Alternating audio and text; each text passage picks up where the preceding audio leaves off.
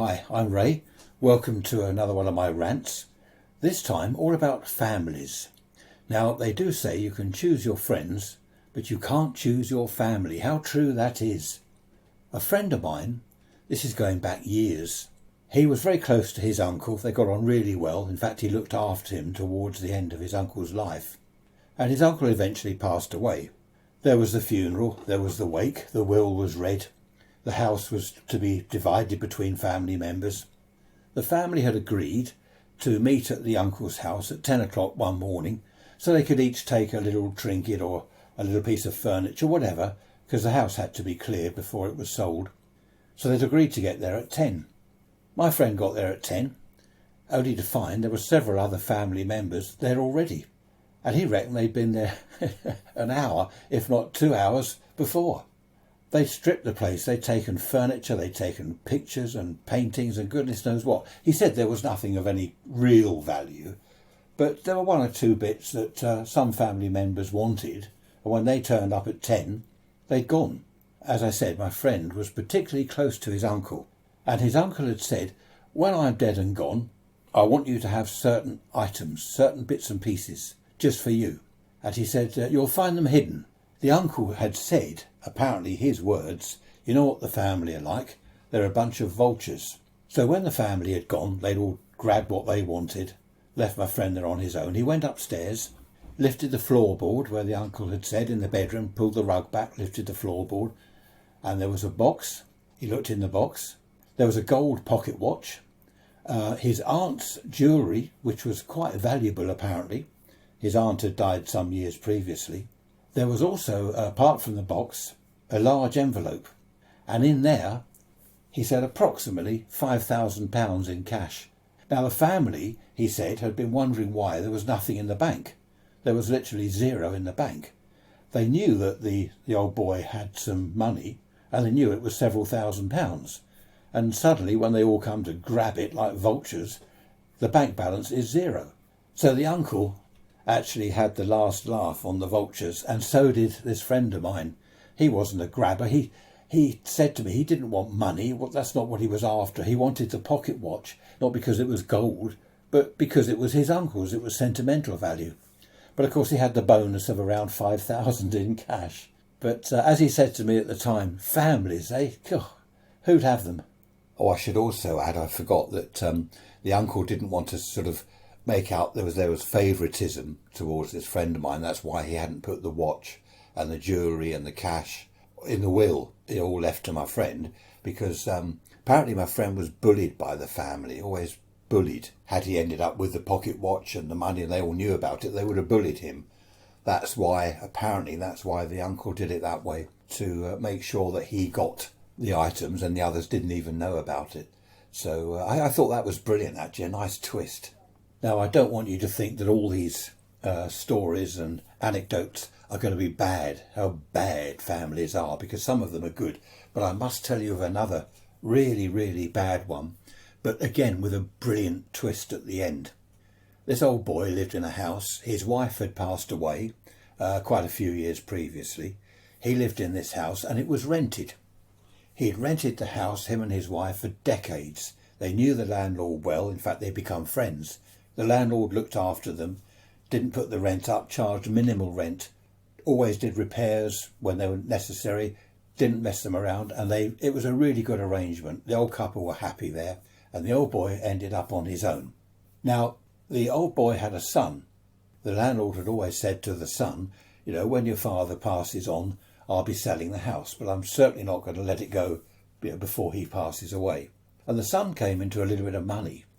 And he said to the landlord, well, look, can I buy the house now? Before my dad goes, can I buy it now? And the landlord said, well, yeah, OK, I'll agree to that. But if you just promise not to throw your dad out. He said, well, of course not. I won't throw my own father out of his home of decades. Good grief, sort of. Anyway, he bought the house. And as soon as it was his, he put his father into a home. Did the house up and made, I think it was about 30-something £1,000 profit on the house. So the first thing he did as soon as it was his house, threw his dad out. Absolutely dreadful thing to do. The landlord got to hear of this because he'd become friends with the father. He visited the old boy in the home, and he said, I've got a flat. I've got a ground floor garden flat, nice little bit of garden at the back, 1 bedroom, ideal for you. It's yours until you pass away or until you have to go into a home, rent free. They become really good friends. The old boy was over the moon. He hated the home. He was over the moon. He moved in that very day. Apparently, the landlord said, come on, pack your case, we're off. He moved into this ground floor flat, rent free. Absolutely brilliant. He lived there for a couple of years, apparently, and he did finally pass away. He didn't have to go into a home. So it didn't end up too bad for the old boy. He had a really good friend in the landlord. Obviously thought that his son was a despicable character. And now here comes the twist. The old boy changed his will. What the son didn't know, and what the landlord didn't know, was the old boy had some money. Something like 150 something thousand pounds. I forget the exact figure I was told. 150 something thousand pounds put away in the bank. No one knew about it. So what happened? It was left to the landlord. The son heard of it, of course, at the reading of the will. The son went along, just in case his dad had got anything worth having, that he could take. And at the reading of the will, the sum of 150 something or other thousand pounds to go to Mr. So-and-so, his good friend and landlord of many decades. What a brilliant story. I love that one. I love it. Back in the 1950s, a young couple in love got married, and their wedding present from the chap's father was a house. They couldn't believe it. It was a 4-bedroom house in Surrey. The bridegroom's father was loaded, like big time. He was something in the city. So there we are. There's the house. That's your wedding present. A house for a wedding present. Absolutely fantastic. Of course, they moved in and they lived there for, 2 or 3 years, I think the story was. And then one day, there was a knock on the door. It was the father, and his daughter-in-law opened the door and, come in. Would you like tea or coffee? I've got some bad news, he said. You've got to move out of the house. Out of our house? She said, well, what do you mean? We've got to move out of our house? We don't want to move. Well, the thing is, I've lost the house. A little bit of trouble in the city, don't you know? Lost quite a bit of money. So I'm going to have to sell the house. It was in his name. Although it was their wedding present, the house was still in her father-in-law's name. Of course, when her husband got home, his son, he went mad. He said, what are you talking about?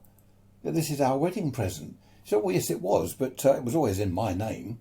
So there we are. There's the moral of the story is, if ever you get a wedding present in the form of a house, right, just make sure that you've got the thing in your name. But no, that's awful. What an awful thing to happen. I think they'd lived there. I can't remember what they said, because I knew a family member. I think they'd lived there 3, maybe 4 years. And they'd already had a child. They were planning another one. And of course the whole thing just went terribly wrong. There was enough money around. Apparently they bought a bungalow somewhere, a small bungalow down on the coast, on the south coast. But nothing like this huge 4-bedroom house they'd had up in Surrey. So yes, as I said, if anyone says, look, there's a house for your wedding present, just make sure it's in your name. I shouldn't laugh really, because it must have been devastating for the young couple. But apparently they were okay. It worked out in the end. I don't know what happened to the father, whether they ever spoke to him again, or what he did, whether he lost his house, because he had an even bigger house. I knew this girl. I always say that, don't I? I knew this girl, which is true. I knew this girl. And we were going out with each other, and she said, come back. We'd only known each other a couple of weeks. Come back. We've been down the pub. Have a cup of tea, coffee, whatever, meet my mum. So we went back after the pub, went into the lounge downstairs, and her mum made us coffee. We're chatting, and I heard a thump upstairs. She said, oh, it's okay, it's my dad. Take no notice of him. And I said, oh, okay. I thought it was a bit odd that he hadn't come down. Perhaps he's gone to bed early or something. And the mother said to me, she said, we might as well tell him the story. And I'm thinking, well, what's this story? She said, right, that's my husband upstairs. We don't speak. Oh, okay. Had an argument or something. She said, we haven't spoken now for 3 years. Right, okay. I'm thinking that's a long time to sulk, isn't it, and not speak to each other. 3 years. What had happened was that they'd fallen out. I don't know what it was about. But they wanted to get divorced, they wanted to split up. Instead of doing all that, because they'd have nowhere to live, you know what it is, you sell a house, you have half the equity each, and you end up with not enough to buy another place, you end up renting and whatever, and it's a disaster. So they decided that he would live upstairs. There was a bathroom up there, of course, and a bedroom, couple of bedrooms. They made a kitchen, I think. There was three bedrooms up there. Made one into a kitchen, had his bathroom, 2 bedrooms, so one was a bedroom and one was a lounge. That's it. Downstairs, there was the lounge, the dining room, which was now the wife's bedroom, and then there was a kitchen, and there was an little extension, which was a bathroom. So they basically both had self-contained flats. There was only one front door. They hadn't put separate doors inside in the hallway. And it had been like that for 3 years. I can see the point, because this girl explained to me sometime later that, if they'd sold the place, they'd have nowhere to live. I don't know what happened with the mortgage, whether they had they must have had a mortgage. I don't know what happened with mortgage payments. Perhaps they split it or something. I don't know the details, but I did see the chap on 1 or 2 occasions when I went there. He didn't speak to me. He didn't speak to his wife. His daughter, I think he spoke to his daughter. I think she got on or tried to get on with both parents. It must have been an incredibly difficult situation for her. She was 19, 20, I think. It must have been a very difficult situation for her, living in the same house as both parents, and they're not speaking to each other. They've effectively got their own flats. It must have been very difficult for her. In fact, she did have some problems, I think, later on. I only went out with her for a few months, and I did bump into her some years later. And she had, we had a bit of a chat.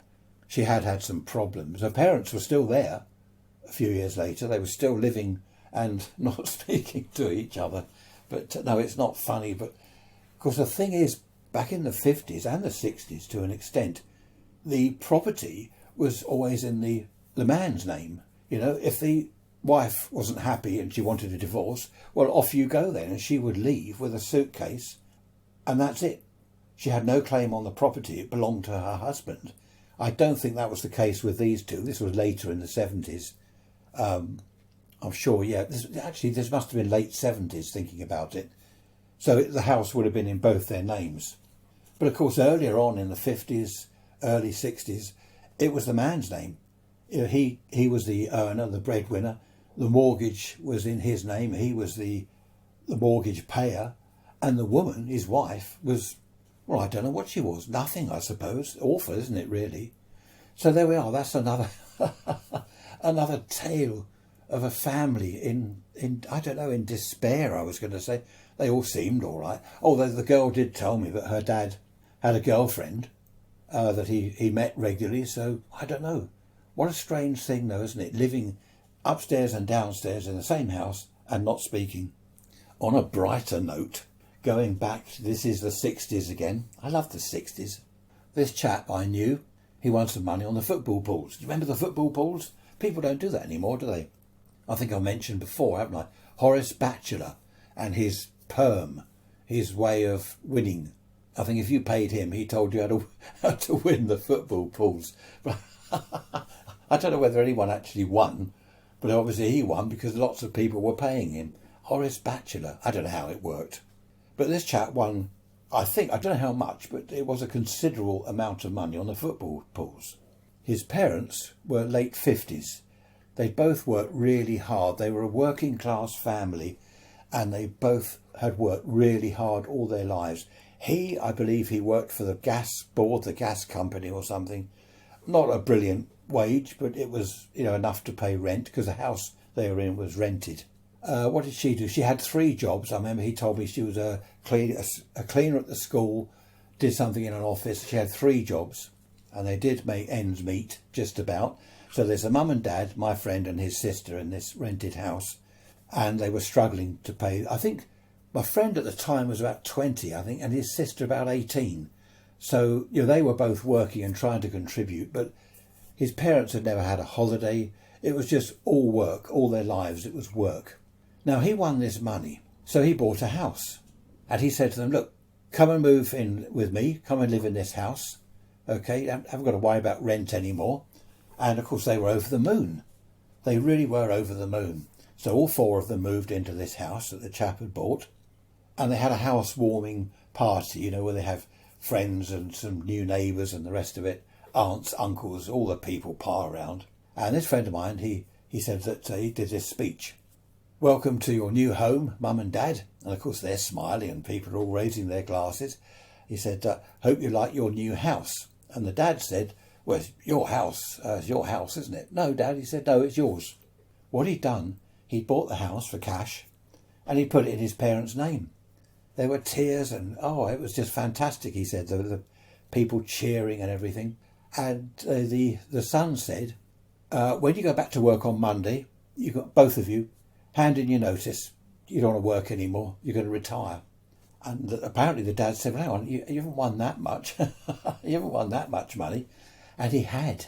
The son had won more, I think, than they realised. I don't know whether he kept it secret or what he'd done. I think he planned this surprise. And he said, no, you're both retiring. You can go in on Monday, give a week's notice or whatever it is you have to give, and then you're both retiring. You don't have to earn money anymore.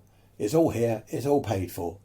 That's a lovely story, isn't it? See, not all families are bad, despicable and cheats and vultures.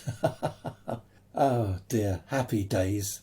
I knew a chap, he got married and he bought the house next door to his parents. They thought, this is a good idea. We'll buy the house next door. He was an only child, so it's just him, his mum and dad. He got married, got his new wife, moved in next door. They took down the back garden fence, made it all one. So they got houses side by side, shared back garden, and it was lovely. Now, his mum hadn't really wanted this too much. She wanted her own garden and a bit of privacy, but the son had insisted that it would be nice, and especially in old age, as they get older, he could look after his mum and dad. And it did work out fairly well, although his mum apparently was often saying to people, it would be nice just to, at the weekend, go out into the back garden and have a little bit of privacy. I miss the fence, even though it's my son and daughter-in-law. It would be nice sometimes just to sit out there on my own and not have to make conversation, not have to chat. And she said that they're always in the house, they're always popping round, just wandering in the back door. Oh, hello, pop round for coffee, let's put the kettle on. And she said that she didn't want that. Now, his dad worked full time, so he wasn't there, 5 days a week, but his mum was. And his wife was there quite a lot of the time because she did shift work. So I think she was a nurse. So she did some night work and then she was there during the day quite a bit. So the privacy thing wasn't really there. His mum either had daughter-in-law sort of in and out during the day, both of them in and out at the weekend, and there really was no privacy. He did say to me that his mum had said they might as well all have lived in one house. At least they could lock the back door at night. But even then, tap, tap, tap, hello, are you there? And it was like living in one house, which doesn't work, does it? I've known people do this before. I've known a son or a daughter get married and then their wife or husband move in to the home where the parents are, into the parents are one of the parents' home, and it doesn't work. I knew a chap some years ago. He set up business with his son. Now, him and his son were great together. They really got on well.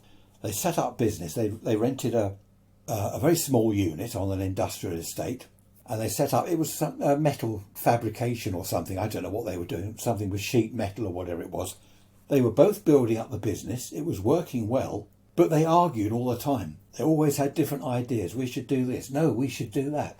And this chap said to me that his son was obviously a lot younger, and he had all these ideas, and he thought, no, it won't work. He hasn't got the experience. You need experience in business to make things work. And I remember the son saying to me, oh, my dad, he won't try anything new that comes along. Oh no, we'll do it the proper way, we'll do it the old way.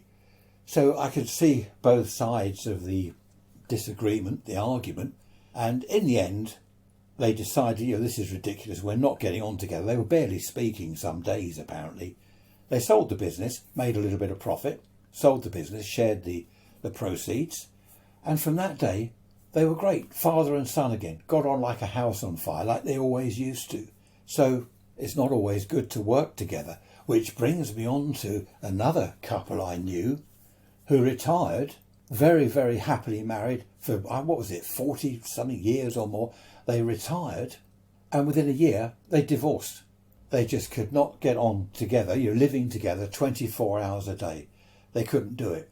When they were both working, they had their own friends at work. They'd come home and they were enjoying each other's company. They enjoyed weekends together. But suddenly, Monday, Tuesday, Wednesday, Friday, the weekend, and the next week, and the next month, and the next month, together the whole time.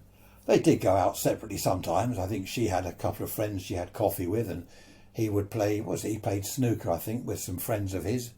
But basically they were in the house, apart from that, more or less 24 hours a day. And after a year, they sold the house, split the proceeds from the house, divorced. What a shame. That is a great shame, isn't it, that? You're looking forward to your retirement. I shouldn't laugh. But what are you going to do when you retire? Well, probably argue a lot, then get divorced. It's not funny, is it? I shouldn't laugh, really. I don't. It just sounds funny, What are you going to do when you retire? Get divorced. I went out with a woman once. Not a girl this time, a woman. This is when I was older. Went out with this woman, and we got on quite well. Nothing going on as such. We were more friends than anything else. And one evening we went out for a drink. It's just sitting in this pub. And she said, you know I'm married, don't you? I said, what? Married? I didn't know that, no. She said, oh, sorry, I thought you knew. I said, God, no, I didn't know you were married. And she said, oh, yeah, I'm sorry, I should have said at the outset.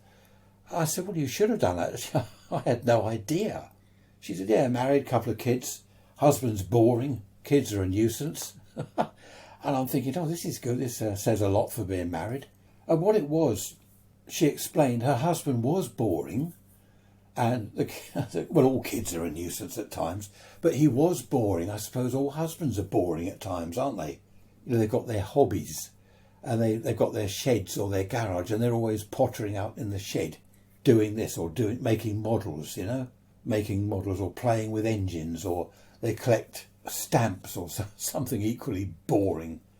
And she said, my husband and I, we get on great, we love each other. She said, it's just that he is so boring. Apparently he was a member of a model railway club, and all the talk was model engines, little working steam engines and carriages and tracks and signal boxes. And she said it was just absolutely boring.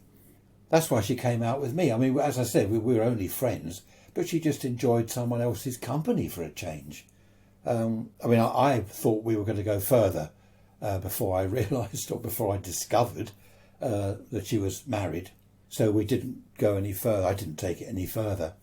But we did remain friends for a number of years. But isn't it funny how two people, they can be in love and they can live together, but not too much. If there's too much of it, or one of them is always busy with something, it can become boring. I suppose if there's too much of it, if they're in each other's pockets, it can become perhaps oppressive. Is that the word? Oppressive. I knew a couple, they did everything together. This was in my, early 20s. They were the same age. They got married and they did everything together. Wherever he went, she went. Wherever she went, he went. They were always together. If she went out with her friends, he would tag along. If he went out with his mates, she would tag along. If she was the only female there, half a dozen lads going out for a drink, and there's her tagging along. Her and her friends are going out for a drink. There's perhaps 6 or 8 of them, all girls, and there's him standing there. Like, what was that saying? That expression? Oh no, I better not mention that. No, that's naughty, that expression. Like a spare, something at a party or something. So it's one thing to be, with families, married people. It's one thing to be together and in love and love each other tremendously, and it's wonderful. But you have to, I think, recognise that each is an individual. You don't own the other person. I think that was the trouble with those two. They kind of owned each other. They belonged to each other. She belonged to him and he belonged to her. You can't own people like that. It doesn't work. Well, I don't think so. Anyway, perhaps some of you will email me now and you'll say, well, you're totally wrong, as usual. That's okay. Email me. I'll tell you what, apart from lighter evenings, it's definitely getting warmer. which means that we can have, I think, what date is it? Is it 28th today, isn't it? Sunday 28th. I forget what the various dates are for not locking down anymore. I think we can have an outside person, outside the family, come around in the garden. Is that March the 8th? I got confused. Schools are doing this, schools are doing that. Pubs and nightclubs are doing something else. I get confused with it all. But what I was going to say is we've got the summer coming and we can at least have a few people in the garden, which will be nice. We haven't got the barbecue anymore. I got rid of that. I think I told you before, too hot standing there, turning over sausages and burgers. The heat from the barbecue, the heat from the sun. It was all just too much. So we don't do that anymore. We just do the food in the kitchen. We'd have a few people around, which would be really nice. With this lockdown, it's not all, well, it has all been bad, obviously, but there are one or two little sparkles of hope or something that's come out of it. I know a couple of couples, they've got into gardening. They're planting things together. They hated gardening. They hated mowing the lawn. They hated everything about the garden, but they've got into it. They've been buying seeds. They've put up a greenhouse. One of the couples put up a greenhouse. They've got seeds coming on. They're going to do tomato plants and cucumbers. And they said that they never would have dreamed of doing anything like that. You know, gardening? Oh no, we don't want to do that. But they got so bored, they started tidying up the garden and doing a little bit here and there. And that's it. It's become a new hobby for them. They're loving it. And I did see their garden a few weeks back. I didn't go in the house or anything, but I was passing. I went for a walk and looked over the back fence. They've got a back place you can go around. And they were showing me around, you know, from over the fence. And it's lovely, absolutely lovely. So looking forward to going there in the summer. And this other couple I know, they've got into cooking. She always did the cooking and he always did the eating. But he was furloughed, he was at home, and he got into cooking. And now he, well, and her, they're both making curries and stuff like this. They're doing pickles and loads of stuff. So they found a new interest together, which is really good. In my early 20s, a good friend of mine suggested we both just got new girlfriends within the last, few weeks or so. We hadn't met each other's girlfriend, and we said, let's do a foursome. So, yeah, okay, I thought I'd go along with that. We'd do a foursome. And we met up in this pub, and our two girlfriends, we sat down and, this is so-and-so and this is Ray, blah, blah, blah, introducing each other. And these girls didn't speak to each other. And we're thinking, this is odd. We went up to the bar to get the drinks. And we're saying to each other, what's going on? Perhaps they don't like each other. Do they know each other? They don't seem to be speaking to each other. So we got the drinks and we sat down and we're chatting.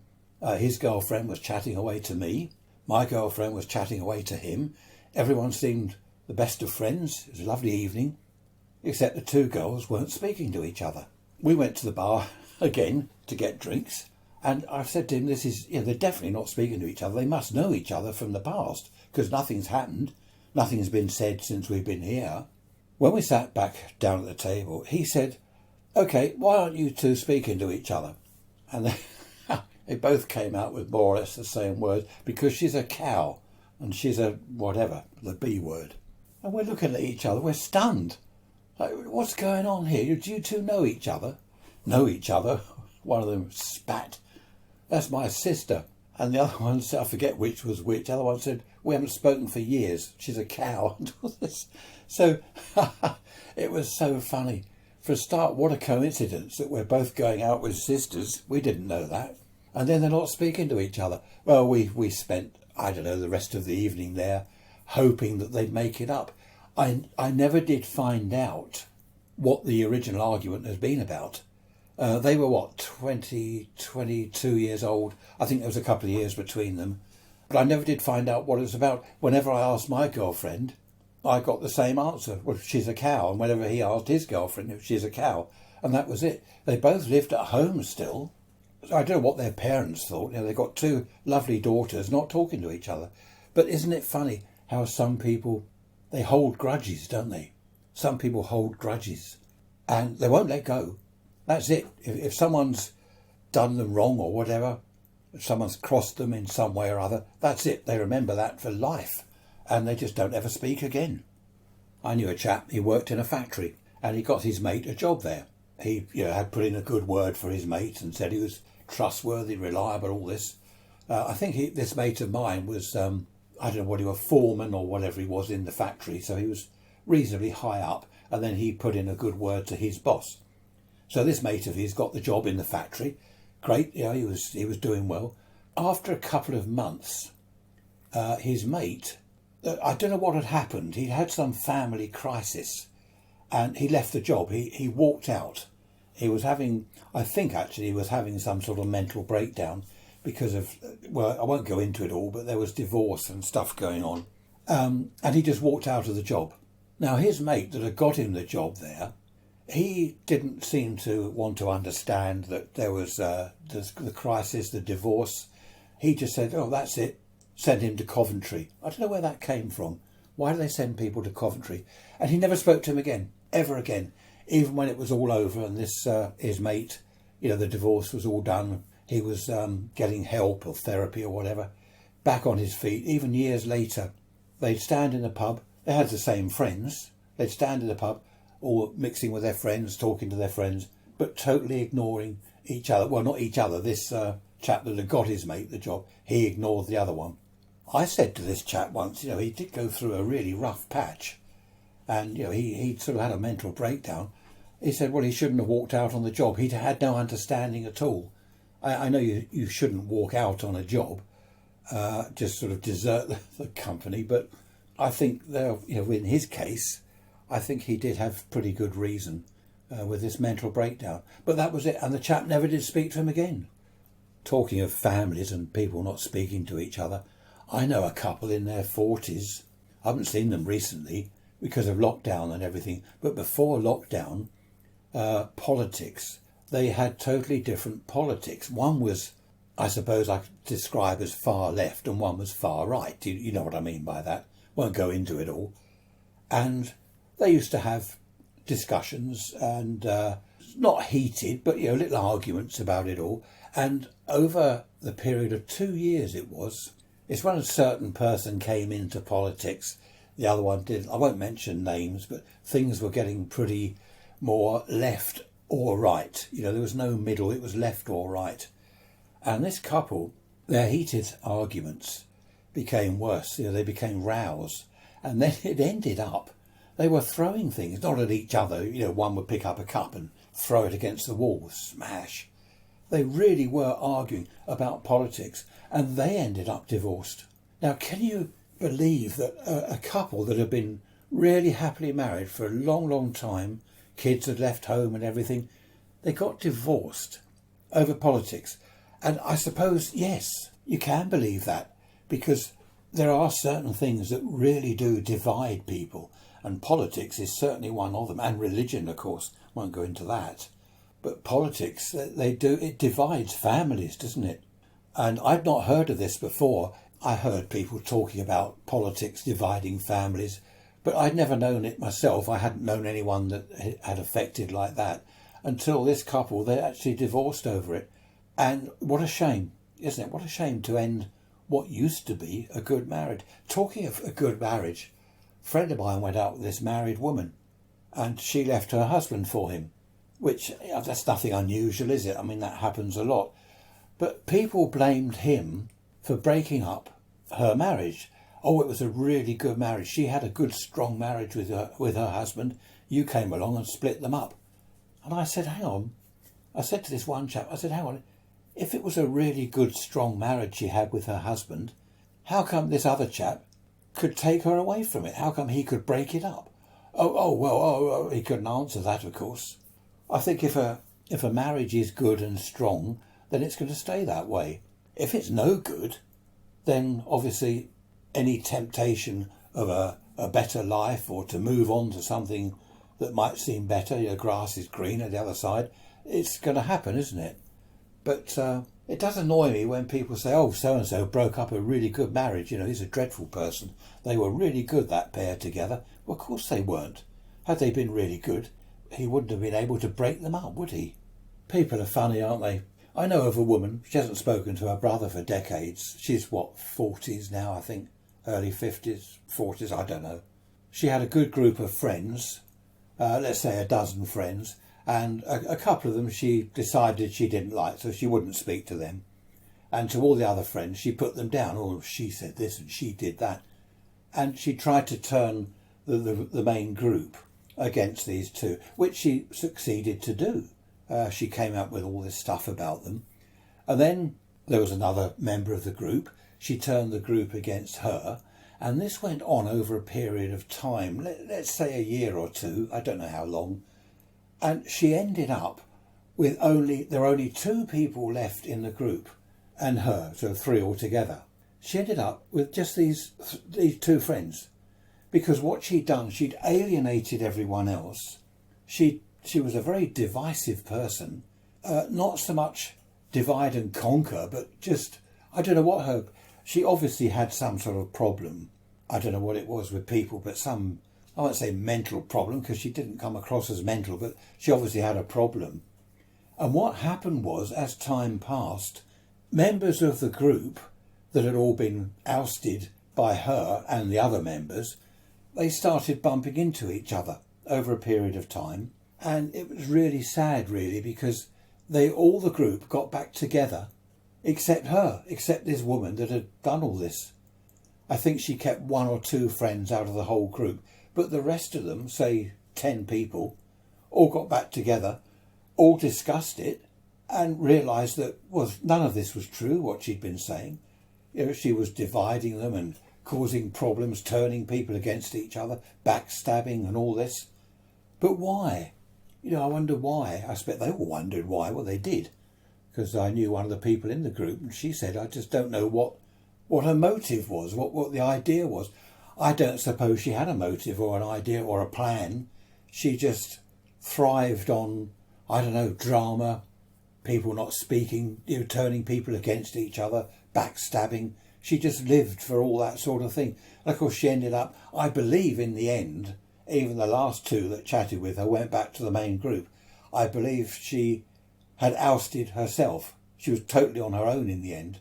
And whether she's made new friends or what, I don't know. But isn't that weird and sad? I knew a couple, they'd both been married before. She had children and she remarried. Now that's not always an easy situation, is it? Stepchildren doesn't always work. But this chap, he treated her children as if they were his own. 110% as if they were his own. And then they had one of their own, and he treated them all exactly the same. And I was so pleased, to see this, because I knew them well. All 4 children he treated exactly the same. You wouldn't have known that 3 of them actually weren't biologically his. So it's not all bad. I mean, you get other times, don't you, where perhaps a woman remarries and she's got a son or a daughter and they don't get on with the new stepdad. It doesn't work. And it doesn't work big time. This is how some people end up homeless, of course, isn't it? When they're perhaps, 16, 17, 18 years of age. You think, well, how come they're homeless? Why are they on the street? Where's mum and dad? Well, mum and dad split up. Mum remarries. The new stepfather perhaps doesn't like the child, the teenager, and that's it. They end up on the street homeless. Especially, I suppose, if they've got no relations, aunts, uncles, brothers, sisters, older siblings. But this is how some of them do end up homeless, isn't it? As I said at the beginning, families, you can choose your friends, but you can't choose your family. But I do think it's a shame when some family members aren't speaking to others, like the 2 sisters. I don't know, I wonder whether they ever made it up between them. I'd like to think so. Mothers-in-law, how about that? Mothers-in-law. All the jokes about mothers-in-law. Oh, his mum, I won't say any of the jokes. I can't remember them anyway. But I knew a mother-in-law, not mine, I hasten to add. My mother-in-law is perfect. We get on really well. Right, that's that. I've got my brownie points. There was this mother-in-law. Her son married this girl, and the mother-in-law would go and visit the daughter-in-law. He worked. The mother, I'm getting confused now. The daughter-in-law was pregnant. Okay, their first child was on the way. She'd given up work. The mother-in-law would walk round there to see her, and the daughter-in-law would say, oh, hello, come in. You made her welcome. Would you like tea? Would you like biscuits? Would you like to stay for lunch? She always did this. And the mother-in-law always said, oh, no, it's all right, dear, thank you. No, I'm fine. I don't want tea. I don't want lunch. The daughter-in-law didn't really think anything of that. Fine, it's a bit odd, but okay, if she doesn't want anything, that's fine. What was happening was the father-in-law, the father of the son, he said to his son one day, he said, look, I need to speak to you about your wife. Whenever Mummy, he called her, whenever Mummy goes round there, she's not even offered a cup of tea. She's not offered a biscuit or lunch if it's lunchtime. She's never offered anything. And his son said, well, I can't believe that. That's odd. I know that, my wife is always offering people tea, welcoming people. Anyway, when he got home, he told his wife, and she said, well, the woman's lying. I know it's your mum, sorry, but she's lying. I always offer her tea. Every time she's here, if it's near lunchtime, I'll say, would you like some lunch? Would you like a sandwich? Or can I cook anything? Basically, the mother-in-law was a compulsive liar. And she'd go to her husband with all sorts of tales. What should have happened there? The mother-in-law, the liar's son, should have stuck up for his wife. He should have said, look, you're lying. You're trying to cause trouble. But so many people, I don't know, are they frightened of their parents or something? They should really put their wife first. A man, if he marries, and he should put her first, not his mother. But I suppose I better not say too much on that. It's a difficult one, that, isn't it? How are you all doing with lockdown? How are you doing with lockdown? You getting on okay? It's getting difficult, isn't it? It's been over a year now, all this lockdown stuff. We see people in the street, we'll have a quick chat across the road or across the fence, but it really is getting on a bit now, isn't it, this lockdown thing? It's become, I don't know, someone was saying the other day, it's become a way of life. I wonder whether, we will get back out of it, won't we? Of course, we'll get back to normality or some sort of normality one day. But are you coping all right? You sort of talking to anyone? Have you got family and friends or neighbours you can chat to over the fence? Of course, that's one thing with the summer coming, isn't it? At least you can stand outside for a while and, I don't know, you're allowed to chat to someone outside on the pavement. If you're in your front garden and they're on the path, you can chat to them, can't you? Or will these, what do they call these, thought police? The thought police. So if you if you think something bad, they can come and arrest you. I don't know how they know what are you thinking. If they knew, I tell you what, if they knew what I was thinking sometimes when I'm driving. I drove our car, when was it, 2 or 3 days ago. I drove our car for the first time in 3 or 4 months. I can't work it out exactly. 3 or 4 months I drove, because my wife does all the shopping. We don't both go into the supermarket because you're not meant to do that unless you really have to. Now she's younger than me, so she does the shopping. Any trips that need to be doing, like the post office or whatever, she will do that. So I really do stay at home. But the other day we wanted to go to the tip, and I checked the rules and everything, and I'm allowed to go to the tip. Sorry, what is it called? The refuse centre? I don't know. It's where you chuck your rubbish. It's the local tip. Always has been, always will be. And I drove there, and do you know, it was busy. We had to queue up for a long, long time. Loads of people with rubbish. I think what people have been doing in lockdown, they've been clearing out sheds and lofts and garages. All sorts. There's people dumping all sorts of furniture, bits and pieces. Amazing. There was one woman dumping a load of kitchen stuff, saucepans and that. In fact, someone grabbed some of the saucepans. I don't know what he wanted them for. But he said, if they're going on a tip, can I have those? Oh, yeah, help yourself, she said. Everyone had masks on, of course. So, yeah, I hope you're doing all right in lockdown. At least perhaps get outside when you can, when the sun's out. And, start chatting to people next door, or even strangers. You see someone walking past. Oh, hello, how you doing? People used to do that, didn't they? In the old days, you're walking along the country lane as it was then, many, many years ago, and you'd pass someone, and even if you didn't know them, you'd both say, morning, lovely day, yeah. Whereas now people ignore each other. Well, not everyone, but a lot of people just ignore each other. I have found if I go for a country walk, you see someone in the country, they'll always say morning or afternoon. It's always in the country they'll say that. Isn't that strange? I wonder why that is. And they're not all country folk, because I'm not country folk, and yet I do it when I'm in the woods. or on a country walk somewhere. Talking of couples, all TV couples, Midsummer Murders, Poirot and whatever, any married couple in the programmes, it's all fiction of course, the married couples seem to hate each other. One will get in for work and not speak to his wife, and she'll say, "Good day," "Not really," and that's it. And he'll say, "What's for dinner?" "Nothing." She hasn't done dinner. He'll grab his coat. "Where are you going?" "Pub." I don't know what it is. All married couples on the telly, they seem to hate each other. I haven't watched EastEnders or Coronation Street. What's that other dreadful thing? Emmerdale Farm. They call it Emmerdale now, don't they? Everyone, they all hate each other. I don't know. It's so funny. I don't know why. Oh, it's not funny, really. It's a shame. Oh, someone said the other day about the podcast episodes, they're missing the seagulls. I know the sea. I can see one now flying. There he goes over the houses. And there's another one. But I've got the windows closed. Once it warms up a little bit more, I'll have the windows open, and that my trademark, isn't it? The seagulls squawking. So you'll hear them again, which will be nice. Talking of girls, which we were, I think, about an hour ago, a friend of mine went out with a girl, and everything was fine. They'd been going out for a few months. Then one day, she was in a terrible state. He told me about this. She discovered that she was adopted. Now, she didn't know this. She was, 18, I don't know, late teens at the time. She was adopted, and her mum or dad or both of them sat down with her and said, "Look, you are adopted." I think they told her because she was trying to, I don't know, she was going to university. No, she wasn't. I don't know what she was doing. People didn't go to university in the 60s, did they? Well, I certainly didn't. That's why I can't talk proper like what you does. Seriously. Now, let's be serious. Come on.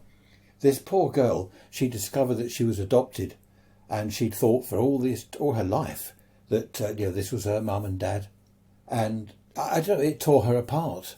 But that must be awful, mustn't it, to be told, I don't know, at that sort of age, well, I suppose any age, doesn't matter. I think they had to tell her because she was doing, I don't know what she was filling in, some form or other. I'm not sure what it was, but they had to tell her. And of course the dilemma was, should they have told her earlier, when she was perhaps, I don't know, 6, 7 years old, 8 years old. When do you tell someone they're adopted? Of course, then she wanted to find her real mum and dad and all this business. He did actually say to me that it somehow brought him and her closer, and they ended up getting married. I lost touch with them years ago, but they ended up getting married. And the last I heard, they moved abroad. I think they went to Spain. They went to live out in Spain. But that must be very difficult. You've adopted a child. When do you tell the child? Or do you tell them at all? Or in this case, they had to because of some paperwork. I don't know. Fortunately, I haven't had to worry about that. Families can be funny things, can't they? I remember a chap I knew many, many years ago. But this was again the 60s or 70s, 60s. Yeah, it was mid-60s, in fact. Because I just started work in 66. And that's when it was. He was going out with a girl. He was older than me. And he said to me, "I like the girl's mum." And I said, "Well, you can't go out with her mother." The mother was married. Mother, father, daughter. He was going out with the daughter. She was 18. He was, 22-ish. And he really wanted this girl's mother. And I kept saying to him, "You can't do that. You can't do that." Anyway, in the end, he asked the girl's mother out. And the woman said yes. Now, the girl was sort of 18. The mother was about 34. I think she'd had the daughter when she was sort of 17-ish. So she wasn't that much older. Well, I suppose she was about 10, 12 years older than this friend of mine. And the mother said yes, and they went out for a drink. And he told me that they got on really well. And I said, "Well, this is dangerous. What's going to happen? You've got the woman's daughter that you're seeing as well. You've got a husband who's going to go nuts if he finds out." Anyway, he carried on. Like, I didn't want to interfere. I did at least think that perhaps someone should tell the daughter, his sort of original girlfriend. But I kept out of it. And what happened was the daughter and her dad found out what their mother and wife was doing. And apparently they said to her, "Well, we don't want you." From what I heard in the end, the mother left.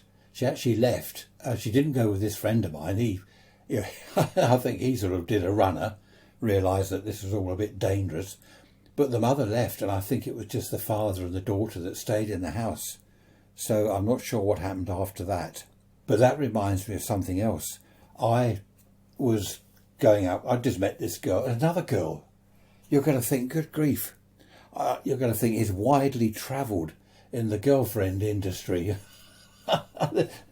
The relationship. I am widely travelled. Misspent youth. I think that's what it is, a misspent youth. No, this girl, I'd only known her a couple of weeks, and I was going out with her. And a friend of mine, he said, oh, I've got a new girlfriend. And I said, so have I. Met her a couple of weeks ago. He said, shall we meet up to do a foursome? So we met in this pub. When we got there, he was already sitting down with his girlfriend. They got their drinks. And I'm walking in with this girl up to the bar, and I looked over, I thought, oh dear, major problem, that his new girlfriend was my ex-girlfriend. Or one of my ex-girlfriends, because you're now all thinking I've got hundreds of ex-girlfriends. I haven't really. Anyway, it was a bit awks, as my granddaughter says, a bit awkward, totes embarrassing, as she totes, I don't know, totally embarrassing. Now, this friend of mine, we hadn't been in touch for a while. He didn't know that was my ex-girlfriend. Anyway, we sat down at the table, did the introductions, and this girl, Caroline, my ex, and I, we looked at each other, smiled, pleased to meet you, although we'd met intimately many times in the past.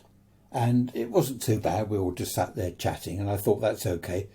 Caroline's a sensible girl. I'm sensible. I'm not going to start saying, oh, it's my ex-girlfriend. A little bit later, this friend of mine said, oh, it's my round. I'll go and get some drinks. And my sort of current girlfriend wanted to go to the loo, so I was left alone at the table with Caroline. And we were sort of chatting and whispering, and she said, I wish we'd never split up. And I said, well, I wish we'd never split up. I don't quite know why we did. The reason we did really was because she was in an office job, and she had to go away on a 3-month training course. I know it sounds a long time, 3 months, but there was more to it than that. She had to go away up north somewhere, and she came home on the odd weekend to see her parents, and me, of course. But 3 months apart like that, it didn't work. It really did sort of not tear us apart, but we drifted apart. And by the time she'd done this course, that was it. We were just friends. There was nothing else there. So we're chatting away, and she said, can we go out for a drink one evening, just us two, and we can have a chat? And I said, well, I suppose we could. I wasn't into two-time and sort of cheating on people. I said, well, if you're sure. She said, oh, no, only for a chat. So we arranged to meet in a pub outside of the town somewhere up in the sticks one evening the following week. When I got there, we sat there, had a drink. It was really nice to catch up on old times, and we both realised that we should have stayed together. And the friend of mine that she was with and the girl I was with, we'd only just met, and it wasn't really working out. I don't know, it wasn't working out. We hadn't given it a chance. But it's a bit of a long story, this. But what happened was she split up with her chap, I split up with my girl, and we got back together. So there's a interesting, it's not really to do with families, but more relationships. Yeah, it was good. We got back together. We split up eventually anyway, because I had to move on, obviously, you understand, to hundreds of other girlfriends. Just one other thing. There was a couple that I knew of. I didn't know them. I knew of. They got divorced. I don't know what happened. They got divorced, and they went their own ways. They sold the house, and with the equity, they bought a little flat each. That was that. I think it was 3-4 years later, something like that. They bumped into each other, started seeing each other, and they got married to each other again. Sold their flats and bought a house. I mean, can you believe that? After, 3 years or so of being divorced. I don't know why they divorced in the first place, but they obviously realised, perhaps they thought the grass was greener on the other side. No, they couldn't have done, because they were in their 50s when they split up. So it's rather odd that they should then, after 3 years or so, get back together and get married again. They did their reception, their wedding reception, and they went on honeymoon, their second honeymoon. Isn't it strange what people do? Well, we're coming up to an hour, so you've probably had enough of me. Oh, I just mentioned Jess. Hello, Jess. Jess emailed me and said that she loves listening to my podcast episodes every night. So there must be quite a few now, actually, Jess, because I was thinking, how do you listen to one every night? Be a bit repetitive. But of course, I think there are now, I don't know, there's heading for 90, is it, or 100 episodes? So, yeah, that's 90 or 100 nights you've got. I'll have to get going and get some more done, won't I? So thanks for the email, Jess. Lovely to hear from you. What else? Gary as well, thank you for emailing me with some ideas. I've got my ideas book, so I shall be writing in that later. I've got here illegitimate girl. Now, what does that mean? I've got my notes. Illegitimate girl. Well, I know what it means, but how is that? How is that relative to my episode all about families? I don't know. I'll probably remember later when it's too late. Okay. Yes. Email me. Talking of emails, raiserants@protonmail.com. raiserants@protonmail.com. I'm getting a few more emails recently. In fact, I've always had quite a lot, but it's increasing. Now, if I don't answer yours, then apologies. It's not that I've deliberately ignored you. It's just that there have been so many that I might have forgotten or deleted it by mistake or something. But do email, because I do try and read them all out. I've got an idea for next week. I'm thinking about old photographs, just as an idea for the next Sunday's podcast episode. The idea came to me, we're sorting out the loft here, my wife and I, trying to get rid of a lot of junk, and we found a huge box full of old photographs, and we're looking through them. Oh, do you remember this? Do you remember that? And it's quite interesting. And I said, actually, she said to me, how about a podcast episode about old photos? Because I said, how about one about clearing out the loft? And she said, well, that's boring. People don't want to know what's in our loft. Or do you? Perhaps you do. I don't know. You might think, oh, yeah, let's have a look, see what you've got in your loft. That just reminds me of something else. I knew a chap and his wife. They loved looking around other people's houses. Perhaps I'll do one on this as well. And what they did, they go to an estate agent. Or can we view that house there? We'd like a viewing. Yeah, okay, the estate agent would arrange to meet them there. And they go and they'd be shown around other people's houses.